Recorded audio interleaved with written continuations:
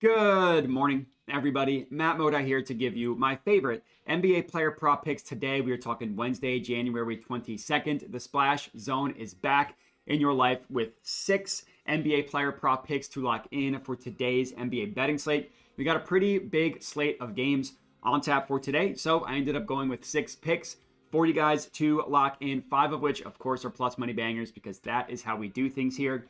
Also, of course, before we can get into today, we got to do a recap from yesterday, which ended up being a day in the green overall. Kind of a frustrating day in the green. We got 3 of our 6 plays to cash. Now, if you followed the YouTube channel, you went three right and 2 wrong. I added a late play. Honestly, shouldn't have done it. My late plays have been terrible all year, but I put a half unit on Tristan da Silva to get to 15 plus points. He did not do that, but we did go 3 and 2 on our other plays. We cashed out Anthony Davis in his first quarter point prop. We cashed out Scotty Barnes in his rebounds, and we cashed out DeAndre Ayton in his double-double. We lost Paolo assists, which was the best CLV of the day. That one still lost, and we also lost Mikal Bridges points. Scored 10 at halftime, didn't score again in the second half. So up a little bit over a half unit yesterday, up a little bit over 19 units on the entire season. Gladly take plus 19 units of profit when you consider where we started. If you are new to my channel, I would appreciate it if you could hit that subscribe button. NFL season is coming to an end, so we're going to want to hop in on these NBA bangers as the season continues on for the NBA. If you could like the video, and then I haven't had a question for you guys to answer in the comments recently. I do have one today. I want to know your favorite candy, and I'm not non-chocolate edition. So I asked for your favorite chocolate bar. Mine is Milky Way. Now I just want to know your favorite candy. Ton of options here. I went with Sour Patch Kids for my favorite candy, but between Skittles and Starburst, it was tough to decide one. But Sour Patch Kids are going to go down as my favorite candy. Put yours in the comments, and let's start talking bangers. So I have 6 official bets that I like, and then I have a couple leans that I'll give you guys as well. And I'm just going in order of the games in which they are being played. So not showing any favoritism here. The first bet that I locked in is Jaylen Duren. I took him to go for a double-double. So I got this at plus 150 odds at Bet365. You have to build it out, 10 plus rebounds, 10 plus points. You can get a little bit of a better price on him to record a double-double. Now, it does make me a little bit nervous that he's gotten a double-double in like 4 straight games. But this matchup against the Hawks is just really too good to pass up. So using Props Madness, which I should have already mentioned, which I use for all my NBA bets, I use Props Madness. If you're interested in signing up, I put a link in the description of the video as well as the pinned comment. If you do sign up, it would help me out if you use promo code MODI, all caps, MODI. So for Duren, let's talk about the points, because basically we're betting on him to get to 10 plus points and 10 plus rebounds. Number one, he's done it in 5 straight games, which again, that admittedly does make me a little bit nervous, but his point prop is priced at 10.5 with the over favored by most books. So books are expecting him actually to score 11 points. We just need him to get to 10. And the matchup against the Hawks is really good. So we go down here, look at his player profile, all that stuff. 3 of 5 players similar to Jaylen Duren have hit their point prop over against the Hawks. Now, one of them that missed was Gafford, who still did score double-digit points, which is a good sign. What I really like about Jaylen Duren is the fact that the Hawks really struggle guarding points in the paint. As you can see, I'm just hovering over the matchup against the Hawks. We see a couple different categories here, like under opponent stats. We see D-rank versus DPT versus DSZ, defensive rating. And the one I want to highlight here is the PITP allowed, points in the paint allowed. It measures exactly what it sounds like. How many points in the paint does this team allow? We see 23rd, meaning they allow the 8th most points in the paint. Those are the matchups that Jaylen Duren dominates. If we look at games in which he's played against teams that are bottom 10 guarding points in the paint, we see that he's done it in 7 of 11 games, 7-11, very cool, averaging about 10 points per game. But 2 of the games in which he went under, he played 11 minutes against the Sixers and 13 minutes against the Sixers. Now, he also did do it in limited amount of minutes in another one of these games. This one right here only played 20 minutes. Still scored 12 points. But if we look at games in which we just basically take out the outliers, because he's played, I looked this up, he's played at least 20 minutes in every single game starting in December. So like literally has not played fewer than 20 minutes since December. So if we just filter this to 20 points, it becomes 6 of 8 games in which he has scored double-digit points, averaging about 12 points per game. So good to go on the points. And then as far as the rebounds, another really good matchup against the Hawks. And his rebounds have been awesome recently. Like, we look at his last 10 games. I looked into this. 7 of his last 10 games, he has recorded at least 19 rebound chances. I mean, we see like 23, 20, 19, and then 15. So that's lower than what we would like. This one doesn't even have it for whatever reason. But then 21, 12, lower than what we would like. 19, 19, 20, 18, like a lot of rebound chances. We look at the matchup. Again, this is looking at players similar to his profile. 10 of 14 centers against the Hawks have hit their rebound prop over. And a lot of them have hit their over. Well, even their over-under was being priced in double digits. Like Vooch had 16 over-under 10.5. Jokic, 17 over-under 12.5. Bam just hit it. Couple missed.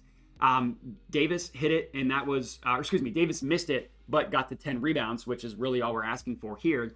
So it's a really good matchup. He's been rebounding really well recently. Like, if we just look at rebound chances, we limit it to games in which he's had, let's just call it 18 or more.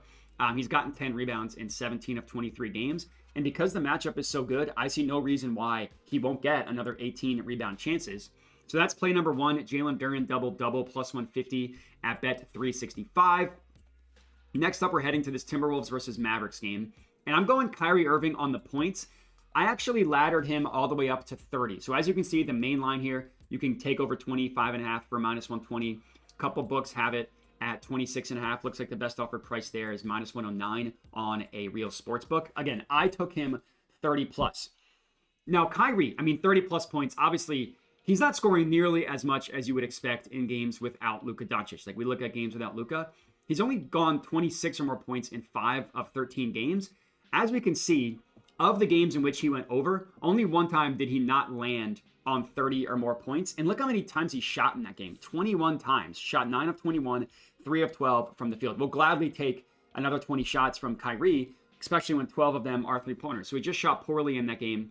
The other games, he went over 28 shots, 25 shots, 26 shots, 24 shots. So obviously the volume is there.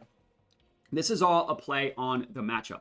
The Timberwolves have a good defense, but the area in which they are weakest, as you can see, guarding players in isolation, guarding players via the pick and roll ball handler, which is exactly what you want from Kyrie Irving. Exactly what you want when backing a player like Kyrie Irving. And as you can see, 9 of 11 players, similar to Kyrie Irving, have hit their point prop over against the Timberwolves by an average of just under 6 points below what their over-under is priced at. And look at some of these performances. Desmond Bane, 22 points, over under 17.5. Steph Curry, 31 points, over under 23.5. Jordan Poole, who stinks, 20 points, over under 18.5. Bane again. And then look who's highlighted here. Kyrie Irving, 39 points. We go down a little more. Kyrie Irving, 35 points. So if we look at the head-to-head matchup, Kyrie Irving, 39 points, 35 points in 2 games against the Timberwolves this year. Now, this game, Luka Doncic played. This game was on Christmas. This was the game where Luka got hurt. So it ended up being just like a Kyrie takeover at the end. But we go back to last year. He scored 30 plus points in 4 of 6 games against the Timberwolves. Now, these last 5 were all in the playoffs, but he did it in the 1 regular season game. Now, yes, Luka did play in that game as well, but Kyrie Irving has the type of scoring profile that will do well against the Timberwolves. As you can see, 9 of 11 have hit their point prop over against the Timberwolves. So, in my opinion, instead of taking the over 25.5, instead of paying minus 120 odds, I would much rather go 30 plus and get that at a juicy plus 180 price. That's our second play.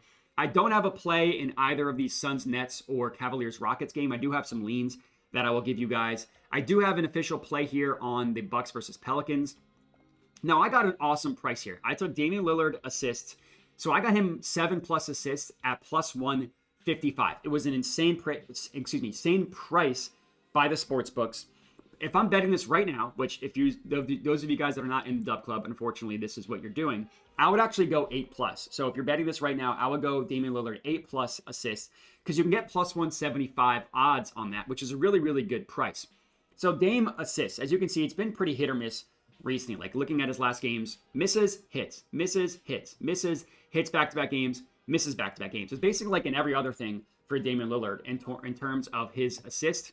The reason why we are on this play, one reason, it's because of the matchup against the Pelicans. The Pelicans overall, as you can see, allow the 6th most assists in general in the entire NBA, 25th in terms of their rank 25th, which means the 6th most. They also struggle specifically with point guard. assist props. Like we're going to a couple sources here, Fantasy Pros and hashtag NBA. Then we look at the entire season, the full 2024 season. We see that the Pelicans are like 8th, 9th most in terms of assists allowed to point guards. We look at the last 30 days, a little bit worse, like 6th most in terms of assists allowed to point guards. We go to a different source. We look at the entire season, show data from the entire season. We see for point guards that the Pelicans have allowed, looks like the 3rd most assists per game, specifically to point guards. So they're a good matchup for point guard assist props. And if we look at Dame and how he has played teams that are bottom 10 in terms of, we don't want to go to bottom 10. No, there's this one. In terms of assists allowed. Now he's gotten the 7 number in 9 of 14 games. Now 3 separate times he landed on exactly 7 assists. So that is somewhat of a key number. But we see him do a really good job with potential assists, right? 18, 19, 8, so that one's low. 11 a little bit low, but then like 14 is good, 12 a little bit low, 16 is good. We see the potential assists pretty good with Damian Lillard, and he definitely, you see that he performs a lot better when playing teams that don't do a good job guarding point guard assists. So Dame, 7+ is what I got at plus 155. Right now, I would go 8+ because you're getting such a good price at plus 175. So that's our 3rd play. Next up, I actually have 2 bets in this Jazz versus Thunder game. The first one is SGA also taking his assist as well. Now, one thing that does admittedly make me nervous, the fact that he's hit this in 3 straight games. I always love to fade recent results. That's not what we're doing in this one. Admittedly, he's hit it in 3 straight games. And his potentials, honestly, aren't that impressive either. Like somehow he had 10 assists on 9 potential. That's just like a computer error. That shouldn't happen. But 11 potentials here. 14 is a little bit more respectable. This is all about the matchup against the Utah Jazz. And also, he hit it in 3 straight games. Missed it in 4 straight prior to that. Hit it in like 2 straight, 3 of 4, 5 of 7. Missed it in like 9 straight prior to that. So it's kind of just like the ebbs and flows that you see of a typical season. Again, all about the matchup. The Jazz have been a great matchup for point guard assist props. Like we go back to looking at point guard assists, they've allowed the most over the last 30 days, according to Fantasy Pros. They've allowed the most according to hashtag NBA as well. Great matchup for point guard assist props. And as you can see, 9 of 12 point guards, similar to SGA, have hit their assist prop over against the Utah Jazz. Now, Booker just missed it in his last game. But then, 10 straight, cashed it prior to that, 9 straight, cashed it prior to that. And look who's bolded here. Shai Gilgeous-Alexander. We look at his head-to-head against the Jazz. He had 7 assists in that game. He had 13 potential assists. And if you go back to last year, he hit 7 assists, exactly 7. So that's also somewhat of a key number for SGA. Exactly 7 assists in 3 of 4 games. The one game he missed, he had 6 assists, so he would have just given us the hook. He had 17 potential assists. That is the most important thing here, are those potential assist numbers. Now, in terms of odds, which I should have given you, this is what I took. I took plus 112 at Caesars. That's the best offered price. For whatever reason, if you don't use Caesars, you can get plus 110 at Bet365 and BetMGM, also at ESPN Bet, and then it kind of goes down from there, plus 105 down to plus 100. I got this plus 112 at Caesars. But if we just look at the last 5 games, in which SGA has played against the Utah Jazz. 10 potential assists, that's low. We're hoping for more than 10. But then 17, 15, 15. And we go back to this year, it was 13. So if we just look at games, or let's just call it 13 potential assists, which seems pretty safe for SGA. He's hit 7 or more assists in 13 of 18 games, averaging about 7.5 assists per game. And again, I see no reason why he won't get to the 13 potential assist number, because that's what he's done more often than not. In 4 or 5 games against the Jazz. And he's done it against good matchups as well, teams that struggled guarding assists. So I love this one for SGA. And I actually have a play in the same game. I'm going John Collins, and I actually took his points plus rebound. So I got over 19.5. This one is actually best offered on FanDuel at minus 113. I love Props Madness, but they don't give you odds. Unfortunately, they can't pull odds for FanDuel. But this best price is at minus 113 at FanDuel. Now, I am not a hit rate type of bettor. Normally, I use a lot more information than hit rate. But the hit rate on this play is just insane. He's gone over 19.5 in 24 of 27 games, and he's averaging about 26.2 combined points plus rebounds on the entire season. Now, there are a couple reasons why the books have this priced as low as they do. Number one, the Jazz are getting some guys back healthy, including John Collins. But if you just look at games where he's played specifically with Lauri Markkanen and with Walker Kessler, it's 14 of 17 games, averaging over 24.5 combined points plus rebounds. Now, yes, all 3 of the games he missed were games in which both of these guys played, but 82% hit rate. And look at the games he went under, 19. He would have just given us a hook with a combined 19. So I'm not really scared off of that. And then we go back to John Collins. We look at, so like when he's missed time, right? There's a stretch here. He missed, about 2 weeks between December 21st and January 4th. His first game back, he played 28 minutes, and he had a combined 33 points plus rebounds. So well over the 20 number we need him to get. Now, if you think he missed more time, he missed about 3 weeks, he's not going to even play 25 minutes. That's fine. Or 28. Let's limit him to 25 minutes. Let's say he plays 25. He's still gone over in 5 of 7 games in which he's played minimum of 25 minutes. And I think he's going to play a little bit more than that. Like, I don't think he's going to play 18 minutes. And I actually think he'll probably play closer to 28. Now, the matchup against the Thunder, you're probably thinking, okay, it's a really, really tough matchup. Thunder are a really good defense. They're actually not great guarding guys like John Collins. As you can see here, based on the play types, 3 of the top 4 play types for John Collins, the Thunder rank bottom 8 or worse. It's spot up, where they're the 8th worst defense. Free throws, where they foul at the 6th highest rate. Yes, they're good in transition, so he's not going to get a lot of transition points. But putbacks, they allow the 7th most points per game off of putbacks. If we even want to go even deeper than that, off of screens, yeah, they're a top 12 defense. They're good off of screens. But post up, 3rd worst defense guarding post ups. And then the rest of them are just like fraction of a point for John Collins. And he played the Thunder this year, scored 15 points on 9 shots. Now, he went 3 of 4 from 3-point range. That's probably not going to happen again, but we'll take the 15 points. And then as far as the rebounds, we've targeted the Thunder for rebound props all year. As you can see, they gave up the 4th most rebounds per game in the entire NBA. Now, generally, we like to target guard rebound props against the Thunder, and he did miss his over-under last time these two teams played with 5 rebounds on 8 rebound chances. But more often than not, I mean, he's hit the 7 rebound number in 17 of 23 games. He's averaging 8.5 rebounds per game. So even if you're telling me he's going to go below his average of what he has on the year, that's fine. He could go 6 below his average combined points plus rebounds and still hit this over. So, again, I'm not normally a hit rate type of guy, but everything kind of checks out for John Collins because the matchup is not as scary as you would think, despite how good the Thunder are.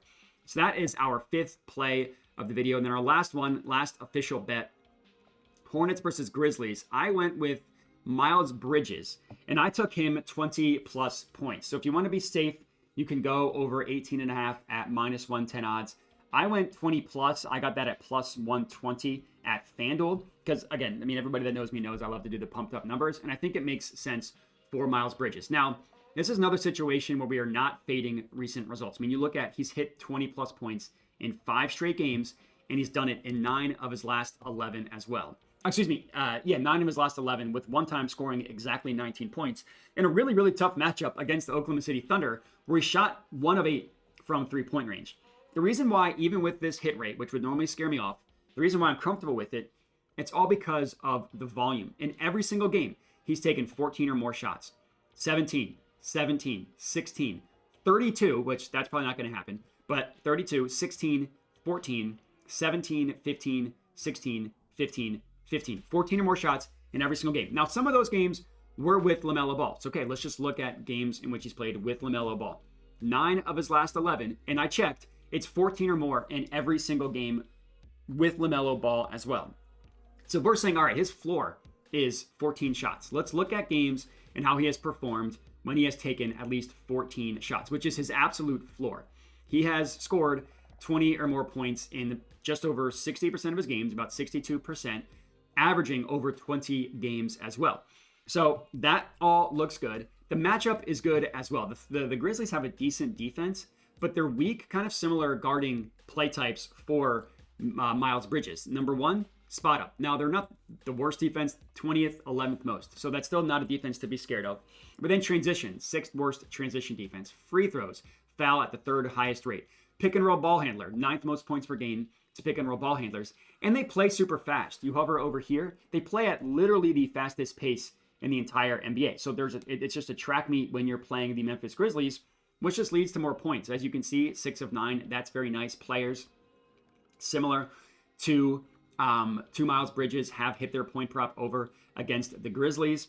And it's just a really good matchup. Like the volume's been there, the matchup's been there. And even if, okay, he's not going to take 32 shots, we just look like 14 to 28. It's still 12 of 20 games, averaging 20.6 points per game. We look at games specifically with LaMelo Ball, where he's taken that. It's 11 of 17 games, or even higher, averaging 20.6 points per game. So it's a volume play. It's a matchup play for Miles Bridges as our sixth and final pick of the video. Now, I'm quickly going to go through some leans that I like for you guys. In the Suns versus Nets game, everybody's going to want to go Kevin Durant, which I understand because he has good history against the Nets. I mean, he scored 30 points against them last time. He scored over his number in both times last year. I actually like the matchup for Ryan Dunn. He's been playing a lot more recently, and he's been really good. So like if you look at his entire season, I mean, and I would go him, if I'm betting it, I would go 10 plus. Because not once has he landed on exactly 9 points this year. Now, the entire season hit rate is not going to impress you. But you look at his last like 15 games, it looks a lot better. We go to when he's been playing more, 8 of his last 12, he scored, and that includes 10 as well. And it's a really good matchup. I mean, look at the Brooklyn Nets. 4th worst defense guarding spot up, 4th worst defense guarding transition. That's like 65% of his points come either in the spot up or via transition. He also shoots about, what's this, like 31% of the time from the corners. And the Nets have one of the worst corner defenses in the entire NBA. So good spot here on Ryan Dunn, even with Bradley Beal potentially back in the lineup. 6 of his last 12 games isn't amazing, but still the minutes are relatively consistent. Like one game with only 16 minutes, one game with only 20 minutes. Granted, he shot 2 of 7 in that game, but since basically January, he's been playing more since they moved Beal to the bench. So it's a good matchup for him. It's a good matchup, good spot for him. In this Cavs Rockets game, I liked Şengün rebounds. I didn't bet it. I mean, plus 100 isn't a terrible price. It actually was minus 110 when I looked earlier, so the books are bringing those odds down. It's a decent matchup for him, and that's why we're betting it. Like 8 of 11, or that, excuse me, that I haven't bet it. That's why this is a lean. 8 of 11 centers have hit their rebound prop over against the Cavs. Now, I bet this one, and I bet this one. So I bet 2 of these 3 losses have been bets that I made. So maybe I think it's a worse matchup than it is. But even since January, I mean, like Derek Lively, Mark Williams, Gobert all hit their over. Şengün hit or miss from a rebounding perspective, but it is a good matchup for him. And overall, 14 of his last 24 games is pretty good. So that's a lean. In this Bucks-Pelicans game, it's Giannis points. I didn't want to bet both his points and Dame assists. But, I mean, like, what do we know about Giannis? If you can't guard the paint, you're screwed. In the Pelicans, 5th worst defense guarding his play type, 2nd worst defense guarding his shot zone, which is the restricted area, 3rd worst defensive rating, 2nd most points in the paint allowed. It's not a good matchup for the Pelicans at all. It's a high number, 30.5, but he's hit it in 2 straight games, 3 of his last 4, 5 of his last 7. So Giannis points makes a ton of sense. Like, I think it's a good parlay piece. You want to use 30 plus points as a parlay piece, I think is really solid. So that's another lean that I had. Now, I'm not touching this Celtics-Clippers game because this Clippers put everybody on their team as either out or questionable. Zubac out, Kawhi out, James Harden questionable. I think Norman Powell is questionable as well, if I remember correctly. Yeah. So I'm not touching this game. I don't know who's going to play. Warriors-Kings, there are 2 leans that I had. Number 1 was Keegan Murray. Now, he's been pretty disappointing this year. Like, his over-under is 11.5. He's only hit that in 9 of 24 games. But it's a really good matchup against a Warriors team that struggles guarding spot-up shooters. As you can see, 2nd worst defense guarding spot-up shooters. And, like, so let's look at the entire season. Keegan Murray has scored 12 or more points in 19 of 39 games. It was actually much better at the beginning of the year, and then pretty bad in the middle, then has been better recently. But if we look at teams that struggle guarding spot-up shooters, that number goes from 7 of 11. So a hit rate below 50% to 63, meaning he performs a lot better when he's playing teams that can't guard spot-up shooters, which obviously makes a lot of sense, but not every player is like that. And some of the games he went under, I mean, just would have hooked us shooting 4 of 11, 3 of 8 from deep, 10 points. So another one shot away, 3 of 9, 1 of 4 from deep. So he's come close in the game. So that's another good lean. And then in the same game, these defenses are very similar in that they both struggle guarding spot-up shooters. Like the Kings are actually literally the worst team guarding spot-up shooters, and that's where the majority of Andrew Wiggins' points come from. He also scores the most points on the Warriors as a spot-up shooter. And you look at games without Jonathan Kuminga, He's gone over in 6 of 8 games, so pretty good hit rate there for Wiggins. So it could be a good SGP. You want to take Wiggins 15 plus and Keegan Murray 10 plus points as a same game parlay. I think that's pretty good. You combine that with Giannis 30 plus points and you have a nice 3-leg parlay if there's a boost going out there for FanDuel or anything like that. I don't really do parlays, but I think that's a good option. But that is all we got. 6 official bangers plus a couple leans for you guys to lock in. Just to do a quick recap in case you missed anything. It's John Collins over 19.5 points plus rebounds. It's SGA over 6.5 assists. It's Miles Bridges 20 plus points. Jaylen Duren double-double. Damian Lillard 7 plus assists if you can get a good price on that. If not, 8 plus assists for plus 175. And then our last official bet is Kyrie Irving 30 plus points. And that's all we got. I appreciate everybody for watching. Make sure to like the video. Make sure to subscribe to my YouTube channel. Comment your favorite non-chocolate candy. So my favorite chocolate bar, Milky Way, my favorite candy. Sour Patch Kids. Make sure to check out the links in the description of the video if you want to support the channel. We got a link to Props Madness. We got a link to my Dub Club where I send all my bets out for $5 a month. Again, I appreciate everybody for watching. Make sure to bet responsibly and have a good one.